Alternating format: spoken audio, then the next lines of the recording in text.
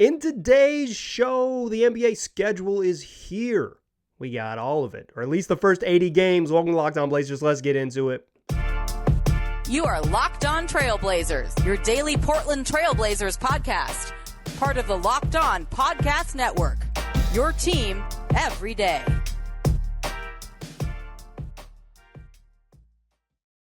What up, world? It's your past first point guard and Trailblazers reporter, Mike Richmond. You are listening to another episode of Locked On Blazers, part of the Locked On Podcast Network, available wherever you get podcasts and also on YouTube. Thanks for making the show your first listen. Coming at you 3 days a week, all August long and into the first couple weeks of September. And then we'll be back rolling along 5 days a week, Monday through Friday, once we get closer to the regular season. Speaking of that regular season, now we know what it's going to look like. The NBA on Thursday released the schedule. Every team, 80 games of the 82 game season, fully announced for everyone to mostly complain about. That's what we're going to do in today's show. Not going to complain. I have some thoughts on schedule complaining in general, but we're going to run through the schedule because it is something to look forward to in the NBA season. I think in general, the NBA schedule is not important. Like in football, it matters, right? In the NFL, it matters. When are you on the road? Who do you play after your bye? Who do you play going into your bye? How deep into it is the bye and all stuff like that. You know, how many primetime games do you get? Who do you play at night in cold weather? Who do you play at the end of the year in a dome when it's otherwise would be cold, but you're going to have, it's going to be warm because you're in New Orleans that weekend, and indoors. That matters. That matters. I'm not sure the NBA schedule release matters. I mean, should I have said that 2 minutes into the show? No. Obviously, listen, we got another, 20, 25 minutes or so. But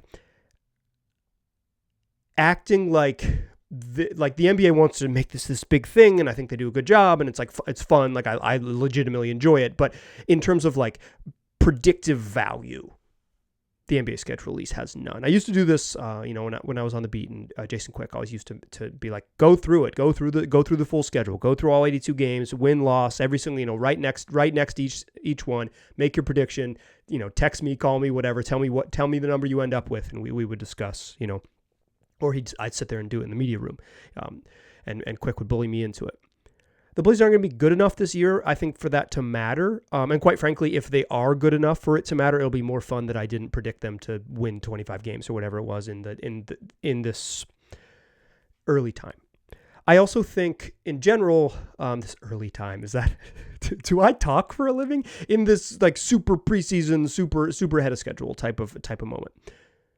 As the schedule drops, making predictions in August, it's not valuable. Also, if you're a longtime listener to the program, you know that I think, in general, the strength of schedule predictive stuff is I don't think it's useful beyond 2 weeks or 3 weeks in the league.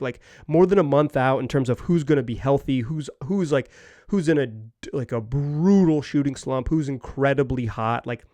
You can see that in little 10-game samples and be like, wow, Desmond Bane is burning the nets down. You do not want to play Memphis or whatever it might be. DeJounte Murray has been on a heater and you have to go into Atlanta, dang. Or oh, they're going to cool off because they've been playing way above their level. You can learn that week of. Predicting it in August seems silly to me. I'm going to make some schedule, some win-loss predictions. I'm not going to do it on this particular show, but at some point I'll pick it and it'll have very little to do with the schedule. What I do like to look at with the schedule is two things. The number of back-to-backs, get a sense of sort of travel and the challenge of travel, because that's what fans like to complain about, and national TV games. And the Blazers have one national TV game, depending on how you count it. I do not count NBA TV as national TV games. That matters if you're out of market and you're not a League Pass subscriber. But if you're out of market, you should probably just subscribe to League Pass if you're really into it, because you're just not going to see them that many times. They have 5 NBA TV games, but those games are just broadcast locally. They just happen to be shown on NBA TV. And when games are on NBA TV, they won't be blacked out locally here. I believe they got rid of that weird local blackout rule. I might be wrong about that, but I know that they were working on that. Regardless, to me, that's not national TV. It's not national TV. They got one national TV game. It's February 27th when the Miami Heat come to town. There is a special type of irony to the NBA releasing a memo saying, Damian Lillard how dare you say that you'll only play for one team and that you'll withhold your services to other teams if they try to trade for you? How dare you circumvent the competitive balance of this league? And how dare you and your agent tell other teams that you will only play in one place? And also, we want to make sure we have that on the schedule because we think you're going to get traded to the Miami Heat eventually. Like, come on. It's so stupid. It's so stupid. Like, that is a good game to put on national TV if Damian Lillard is indeed a member of the Miami Heat and he's back for his first game in Portland. Yeah, you want that on national TV. You want to go ahead and get that one on the schedule. But there's some irony in the league admonishing Dame and admonishing his people, and then like making sure that is in the national spotlight. They need this stuff. The league thrives off player movement because they're not great at marketing the league itself. So the national TV games I look at, and then back-to-backs I look at. Back-to-backs this year, the Blazers have 14 total. 7 of them are home back-to-backs, which I know can't be good for the Blazers season tickets, people who sell tickets or whatever, single-game tickets, because if there's a Friday night game, you're not going to want to go again on Saturday. I mean, the diehards will. My freaks out there will. I will want to go, but like the average fan doesn't want to go back-to-back nights. Imagine convincing your significant other who doesn't really care about the NBA that you got to go to 6 hours of basketball games on a Wednesday and Thursday evening in the middle of winter. I mean, fun thing to do. I love going to the Moda Center, but not for everybody, and certainly for the casuals who buy one-off tickets, not ideal for the Blazers season ticket sellers. So 7 home back-to-backs, 5 road back-to-backs, and 2 road home back-to-backs. No home road, no getaway games this year where the Blazers are going to, I mean, they'll have getaway games, but none where they'll like literally finish a game up and get that heck on out of there because they'll be flying to Denver and playing in less than 24 hours. That used to be a very common occurrence a few years ago. The Blazers luckily, the league got rid of that, and the Blazers luckily don't have that this year. They just have those comeback games, 2 comeback games where you on the road the night before and come back to Moda Center. That stinks because those are tough turnarounds, and the home court advantage is kind of warped by the fact that you're just going to be, you just traveled very recently, that you were on a flight and landed in Portland at 2 a.m. or whatever it might be. The NBA has done a really aggressive job of getting rid of the travel back-to-backs. They're very proud of it. The total number of back-to-backs is about the same. It used to be like 17, 18 in the past. They've got it under 15. That was like something they've done over the last 3 or 4 seasons to slowly reduce back-to-backs. The league average number is going to be right around in that 13, 14 range. But the big number that the league is pushing is there's the number of back-to-backs where teams travel in between both games, or they travel for those games. So it's like you play in one city and you go to another. It's 9. The league average is 9. The Blazers only play 7 such games, those 5 roads and those 2 road homes. So the Portland, to some extent, has a little bit of a cushier one of those. Back-to-back schedules, they're always going to travel a bunch because just they're isolated and that's just how it works. So like they're not going to get like eased up on, but in terms of traveling on back-to-back nights, it gets a little bit easier for them. The season starts October 25th on the road against the Los Angeles Clippers. This is mark your calendars. October 25th. That's 9 days after the preseason concludes, which is on October 16th. Typically, teams don't really play their dudes in the final preseason game. It's like just everybody else. So the Blazers are going to have about 10 full days from the end of preseason to kind of get everybody right. I think those 10 games are sometimes the most anxious part of the season because you see preseason, okay, we've seen a little bit of this, it hasn't looked good, or this has looked good, but this hasn't looked good, and we're still trying to figure all it out. And then you have 10 games to just sort of enter the slog and sort of the endless run of the NBA regular season. And you don't have stuff. That can be an anxious time. I think I will circle that on the calendar for make sure you have a bunch of great podcast guests because that 10-day stretch is there's a lot of anticipation there. That's like a true dead time in the schedule with very little action. October 25th, it kicks off. Blazers play a road game, come back for 3 straight at home, and then head back out on the road. 7 of their first 10 on the road. Bummer. But that's just how it is.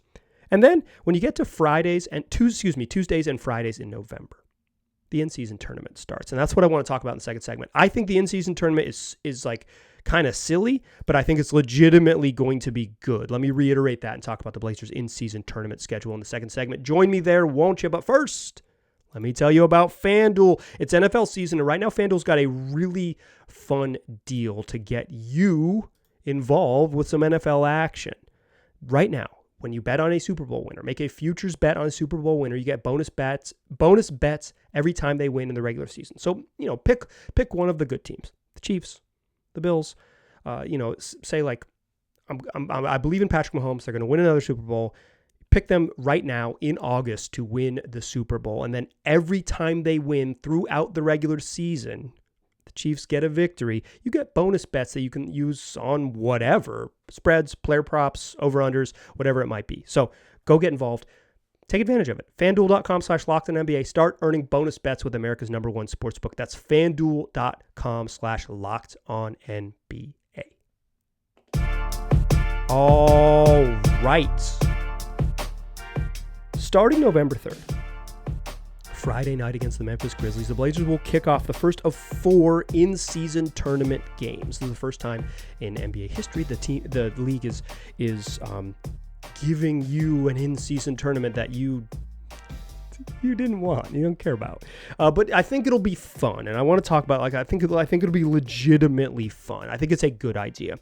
November regular season games in the NBA don't matter. You know what you are doing then? You're watching college football. It's just true. You're watching college football. You're watching the NFL. You aren't, because you're listening to the Blazers podcast in August. You're a freak, and I love y'all for it. I love shout out to my sickos who are listening to this show. I truly love and appreciate you for listening. But the average sports fan, just like your random friend who you watch sports with, they're watching the NFL and college football in November. The NBA is just I'll tune in in January. There's something. I'll watch some New Year's 6 bowls. I'll watch a little bit on Christmas, and then for the casual viewer, November regular season games don't matter. Me, I'm locked in, baby. I love this stuff. This is in my blood, in my stupid blood. I'm like, a Tuesday night game against the Suns. My goodness, what a joy. But starting Friday, November 3rd, the Blazers play the first of 4 in-season tournament games. These are just regular season games. They count to the regular season record. They're just a way to juice games that were already going to be on the schedule. Friday, November 3rd. Then Tuesday, not the next Tuesday, but Tuesday after that. Tuesday at Utah, November 14th. Then that Friday home against the Lakers could be LeBron James' last ever game in Portland if he retires. I kind of think he'll be back, but we'll see what his health looks like. He has played a very long time. Circle that one. Lakers only come once. That is an in-season tournament game. Friday, November 17th. Friday night, LeBron's last game. That's going to be an expensive ticket. Buy it now if you can. And then Tuesday, November 21st at Phoenix. Those are your 4 in-season tournament games. So you play those games. The winner of each group, based on head-to-head, based on overall schedule, or overall wins, overall schedule, based on your record, this is the word I'm looking for, advances to the quarterfinals, plus the 2 teams with the best records beyond them. So there are 6 groups broken up across the league. The Blazers group is Memphis, Utah, the Lakers, and Phoenix. Not an easy group, but John Morant's not going to be available until after the in-season tournament wraps up. He will not be, he'll still be suspended. So you're going to get Memphis without Ja, so I think that's at least a minor bonus. I don't think the Blazers are going to be in the mix for this, but the games are going to be more fun, and if they are in the mix, it really juices a random Tuesday night game against the Jazz. It's hey, if they win this, they could get a game. We could go see them. They're going to win another game. So you get those 4 games. The funniest part is everyone in the group goes 2-2. If 2-2, you get head-to-head matchups as the first tiebreaker, and then point differential. So there might be, and I think this is going to be fun, there might be a situation in which let's say the Blazers are just waxing the Lakers, but instead of putting the scrubs in for the final 6 minutes, they're we do want to win this regular season tournament because it matters to us. Let's keep the dudes in for a little bit longer and really beat them down. Has some real beat them down blowout potential because of point differential.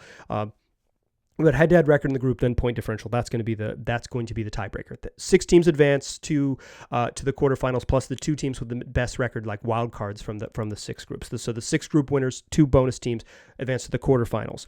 Those games are going to be played that first week of December. If you don't advance, you just play regular season games on Wednesday, December 6th, and Friday, December 8th. 2 holes in the schedule now. If the Blazers don't advance, which I'll just be upfront, I don't anticipate them advancing and making the quarterfinals, but they might. It's only 4 games. They really might. You go 3-1. You just get on a heater early. Win those November games. Get on a heater early. Then you advance and you'll play a TBD opponent in the quarterfinals. If not, the quarterfinals games still count as regular season games. Semifinals games still count as regular season games. And then 2 teams will play an 83rd game in Vegas. The semifinal games are also in Vegas as well. Quarterfinals are just like you have a hole in your schedule. The league will fill it. November 21st, you'll find out who you played. 2 weeks from them in the first week of December. Play 2 extra games. It'll be decided by the way the NBA press release worked said it will be like calculated. Thanks. It will be calculated. But I think we'll probably have some more clarity on that. It matters. So that's where the 81st and 82nd game will come from, is those games. I think this is good. Like I've said it a bunch. I think the in-season tournament these games were already going to be played anyways. Like they're already being played anyways. The only difference is you put them in another font. Like that's the difference. If you lose them, it doesn't matter. If you win them, they become fun. Like it adds some intrigue to the pre-Christmas slate of NBA games. And if you don't care, it's not like they're going to beat you overhead with like deep investment. Like they have pretended like this is more meaningful, but it will make the games legitimately more fun, right? Like imagine the Blazers Friday, November 3rd, that's like a week into the season. They beat Memphis, right? All of a sudden you're looking ahead to that Tuesday game at Utah and you're saying, if we beat the Jazz, which is like a winnable game for this team, let's go. If Portland beats the Jazz in Utah, then all of a sudden they're 2-0 in the group, and it really juices a Friday home game against the Lakers, where if you win 3 games in the group, it becomes really fun, right? Like it all of a sudden, like there's a reason to be just like randomly invested in these November games. And if they don't win, like if they struggle, you can literally just say, I don't care, it doesn't matter. Like there's really no drawback to me to making this fake thing. We'll see how it goes. I will say that I was pretty against the play-in, and I think the play-in has been really good for the league. Like the play-in tournament at the end of the year, the play-in rounds at the end of the year. I think it's made for more competitive basketball at the end of the season, when that was not always the case because more teams were bailing. And so I'm going to say I'm on board with this idea in general. I think it's fun. I think it's good. Tuesdays and Fridays in November, I'm going to be, I'm like weirdly invested in it as an idea. And it adds some more intrigue before you get to the NBA is trying rivalry week. And I think the idea of rivalry week is pretty good, but like, who's the Blazers' rival? The Lakers or the Nuggets? Those teams don't care. Like, I think the Nuggets and Portland have like a mutual rivalry, but the Nuggets are the NBA champs. Like they're just not on the same tier anymore. And like the Lakers just straight up don't care. Bring back the Sonics so there can have a real regional rivalry. Rivalry week is meaningless to me. Christmas Day is like a fun NBA holiday, but it's literally one day out of the year. And like my biggest tradition on Christmas is not watching the Knicks. I'm like, oh, the Knicks, they played? Yeah, I missed that game this morning. And then I watched the other 4 games on TV. I'll probably do that again this year. Adding like some pre-New Year's intrigue to the schedule is good. It sounds fun to me. And like, I was going to watch these games anyway because I'm a little sicko. Like I am a freakazoid who will tune in, and maybe this is a way you can get, your weird roommate who only watches 8 NBA games a year but has like deeply held opinions about Norman Powell or something. You can convince them. To tune in because the games will be more meaningful. Okay, some more thoughts on the Blazers schedule and some fun games I've got circled on my calendar. I am someone who keeps a physical calendar. These games are not actually circled. I lied about that, but some fun games in the third segment and some other things to know about the Blazers schedule. Join me in that third segment, won't you? Still a pass first point guard. I'm still Mike Richmond. You are still listening to Locked On Blazers. Blazers open with 7 of 10 on the road.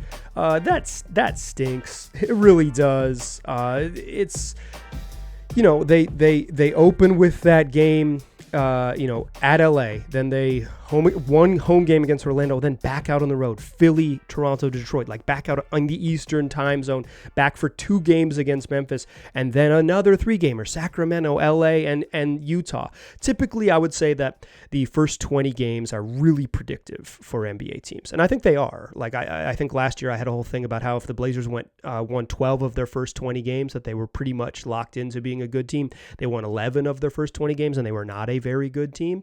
Was that the difference, right? Like if they beat the Nets in that one game where they blew it late, like is that the difference in them holding on for the whole season? Probably not. But in general, if you look at the standings after 20 games, mostly gets it right. Like obviously some teams take off in the second half, but I think it is in general like teams that start really slow. The Lakers started really slow this year. They're an exception. They totally rebuilt their team at the trade deadline, et cetera, et cetera. But like for the most part, teams that are like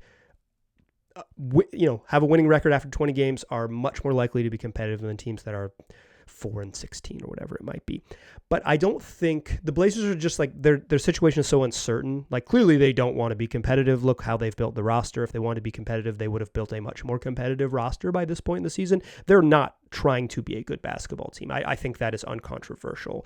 That you might think they're going to be better than I do, and I think that is like a thing to debate, but like they have not attempted to build a good team. They've attempted to build a really young team, and they've done that. But like if Dame plays, they're going to be pretty good.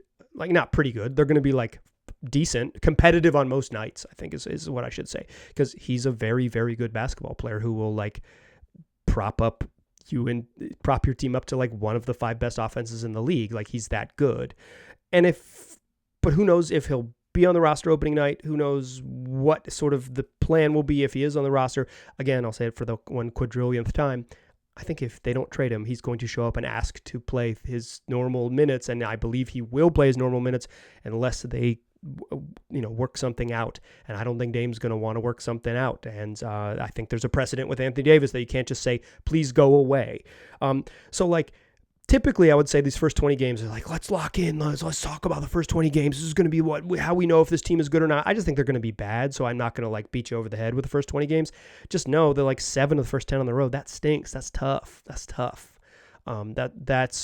It's just hard for a young team, hard for any team, hard for a young team that's like trying to find its footing to start with a bunch of road games and a bunch of travel. But it is what it is. It'll come back to you. You're going to end up with 41-41.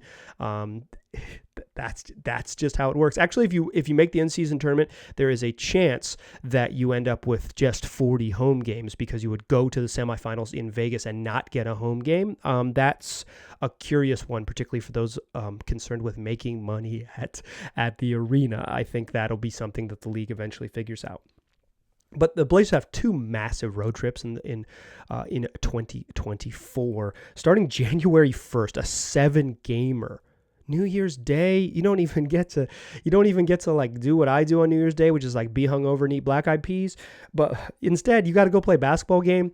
Beginning of a 7-game road trip: Phoenix, then 2 in Dallas, Brooklyn, New York. So they play in Brooklyn, play the Knicks or the Nets, and then the Knicks, and then they head back home through Oklahoma City and Minnesota. They leave New York, have a day off, go to Oklahoma City, and then close a 6-game road trip. Games 6 and 7 of that trip at OKC, at Minnesota. That's not a super long flight, but that's not the same city. And then you come home. If there's ever been a loss, like if there's ever been a more obvious loss on the schedule, that game, Friday, January 12th at Minnesota, second night of a back-to-back, 7th game of a 7-game trip, that's a loss. That's a schedule loss if you've ever seen one. Go ahead and mark that down. If you could place a futures bet on that one, go ahead and mark that down because that one's brutal. Then they're thankfully back, not even for that long, just for 3 days before they go back on a 4-gamer. Like they're on the road a lot in January, and then they come back home for a chunk in February where things get a little bit easier. Back home heading into the All-Star break, time off, and then back home after the All-Star break. So it softens up a little bit. And then in March, they head out on another 7-gamer towards the end of the year, March 25th. Like the season ends the April 14th. So like the last 3 weeks of the season, another 7-gamer. Houston, Atlanta, Miami. Real quick on that. Is there a better road party trip that you could imagine for NBA guys than Houston, Atlanta, Miami? Like, The Blazers are that Miami game is on a Friday night and they play in Orlando on Monday. You know they're spending the weekend in Miami after that. Like that Monday Orlando game, that looks like a loss too due to hangovers. That's a hangover loss. Monday at Orlando, April 1st, after a weekend in Miami. Houston, Atlanta, Miami, and just incredible run of partying to begin that road trip for your millionaire friends who you like to root for playing basketball. Orlando, Charlotte, Washington, Boston to wrap that up. Brutal end of the year. I think the Blazers will be well out of the playoff race. You might be. They will be, and you'll probably be rooting for them to lose, and that is really set up for them to lose. Then they got 3 games at home: New Orleans, Golden State, and the final home game of the regular season, Houston, at 7 p.m. on a Friday evening, and they close the year at Sacramento on April 14th, a matinee game because the NBA makes everybody play during the day on Sunday, so no one can juice the standings. A couple games I'm looking forward to for sure. I mentioned that Friday night Lakers game. Like, yeah, if it's LeBron's last game, to be honest, I'm not going to be in the gym that night because it is my daughter's first birthday, so I'm going to be doing other stuff. But you should be there if I can't be. The other one is San Antonio comes December 28th and 29th to Portland. Victor Wembanyama and Scoot had those great games in Vegas. Wemby is just a sight to behold. Seeing him in person is going to be a whole bunch of fun. Seeing Scoot and Wemby go at it is going to be, they don't, it's like they're going to guard each other or whatever, but 2 top tier rookies play, and then you get 2 games of it back-to-back nights, 28th and 29th. That is one of their 7 home back-to-back setups. The Blazers play 7 of those doubles where they play the same team on 2 consecutive nights. The NBA's loading up on those. I don't love them. I think they're kind of boring, but they just because I like the variety of playing a new team every night. But I think you get a little bit of like real coaching, right? Hey, this is what they did to us in game 1. Let's see what adjustments you can make in game 2. I think that part of it is a little bit intriguing, but I think in general the games are a little bit boring because like regular season strategy doesn't get ramped up enough to even pique me, the biggest basketball nerd, pique my interest. And then just a note as we get out of here. The Blazers play 0 daytime home games. 0. That sucks. They used to play those like 4:00 Sunday games. 4:00 Sunday games are great to bring your kids. Last year they played a 12:30 game at the end of the year at home against the Golden State Warriors. They also played 2 seasons ago an afternoon game on a Saturday against the Knicks because it was like broadcast in China or whatever. They've really gone away from those daytime games. Those are fun. I understand, like in general, why you don't do them because you want to have night games for television and for selling beer at night to adults. But like, bring back matinee games. Bring them back. They're fun. Daytime basketball's fun. Bring them back. Like I said at the top of the show, and I'll say it again here, I don't think the schedule is super predictive, but it is fun to look forward to. I'm going to look forward to October 25th against the Clippers. I'm going to look forward to that home opener October 27th against the Orlando Magic. It is the NBA schedule release is mostly a celebration for people like you who've listened to a half hour of this basketball podcast in August. So it's okay to like poo-poo it as like, it doesn't matter. But I think it is like legitimately for me a day I look forward to and say, this is great. I love this stuff. And I'm excited for basketball to be back. We are a little over 2 months away from the start of the NBA season. I'm looking forward to it. And guess what? We'll have shows leading up to it. 2 quick notes here. 1, Stitcher is closing down. So if you listen to this podcast on Stitcher, it'll be available other places, but in general, Stitcher is dying. So if that's the platform you listen to this podcast on, ask your friends where they listen to it. Personally, I'm not getting any money for this, but I listen on Overcast. That is my preferred podcast app. I think it works great. Check that out. But just want to let you know, if you are listening on Stitcher and it goes away, we're available everywhere else. Don't worry. And 2, next week, Danny Morang is going to be on the program, host of Locked On Blazers. I don't think so. That's me. Host of Jack Ramsey's podcast, the Jack Ramsey's podcast. I prefer to just call it Jack Ramsey's. Article and podcast, you know what it is. Jack Ramsey's. He's going to be on the show next week. Also next week, going to be hosting crossover episode with the folks at Locked On Heat. Who knows what we'll talk about? Could be anything. But folks Locked On Heat are going to join the program. That's more shows next week you can look forward to in August. You're not getting this anywhere else. So if this is something you love, tell your friends about it. A multi-time weekly podcast in August about the Portland Trail Blazers. Nobody's doing it. So come back and make sure you join me there. Tell your friends about the show. I appreciate you listening. I'll talk to you soon.